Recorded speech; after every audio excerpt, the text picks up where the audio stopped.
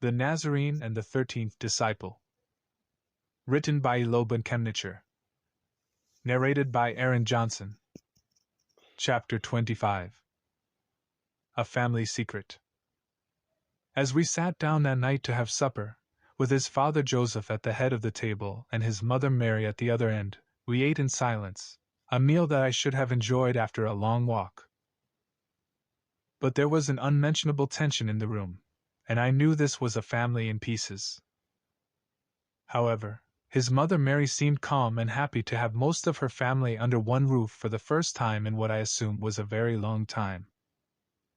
The only person missing was his brother Thaddeus, whose real name I earlier learnt was Jude. After a long period of silence, with only the sounds of chewing and movement of dining utensils echoing through the house, Mary spoke. "You should have brought your brother with you," she said to Jesus. "With him the family would have been complete at this table. I am sorry he couldn't be here. He is out with my other disciples, doing the work of God," said Jesus, and I noticed Joseph frown as he glared at Jesus from his end of his table. "I am sure the other disciples could have done his part," said Mary. "When the time comes for the Lord's judgment, every man would stand on their own and no one would stand in the place of another. So Thaddeus must do his part by himself," said Jesus. His explanation didn't seem enough to please his mother as she frowned. "I had not seen him for a year. It would have been nice to have my entire family under one roof," said Mary. "You should have taken that into consideration before leaving him behind." "I am sure you would get to see him soon, Mother," said Jesus with a smile at Mary that was meant to appease her. It was the first time I ever saw the Nazarene make this much effort to please anyone, and with this, I could see how much he loved his mother. Mary smiled. Her eyes glittered with unspoken affection and pride for her firstborn.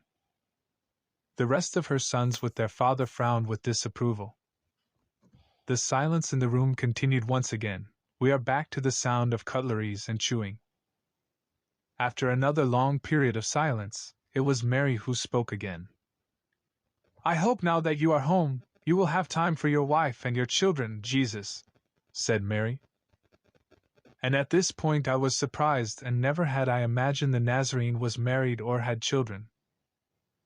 For a man who spent so much time traveling and preaching, it never occurred to me the possibility that he had a wife and children. "Magdalene would be happy you are home. I am sure she had missed you terribly," Mary added. "And I have missed her terribly as well," said Jesus. "But my wife understands my work." An ironic chuckle came from Joseph's end of the table as we all looked to him. He coughed and cleared his throat before speaking. "Work? Is that what you are calling it now?" Joseph asked sarcastically. "Father, please," said Elizabeth in her attempt to avoid the impending quarrel that Joseph's comment was about to start. "Sister Elizabeth, be quiet and allow our father speak," said his brother James in a disdainful and threatening voice. "Father may not have proclaimed himself Messiah, but he is still head of this family and our father, is he not?"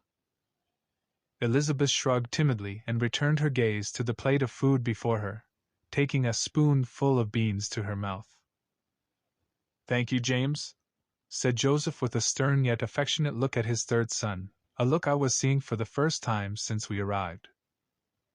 He then turned his gaze to Jesus.